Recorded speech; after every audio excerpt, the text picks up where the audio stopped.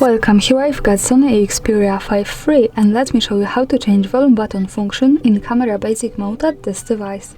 So let's start by tapping on camera button to open it. As you can see in right corner we are automatically in basic mode. The volume buttons at this device are here from the right, so let me try to use them now to see how they work with the camera. And as you can see now, by tapping on them, I can easily get closer to my subject and also move back, so I can use zoom. To change its function, let's move to menu.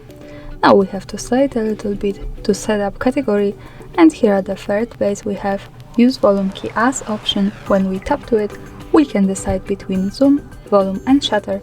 So for example, let me change it to shutter to show you how it works different.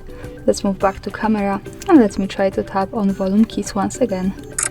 And as you can see, now I can easily take a picture. That's all, thanks for watching, subscribe our channel and leave the thumbs up.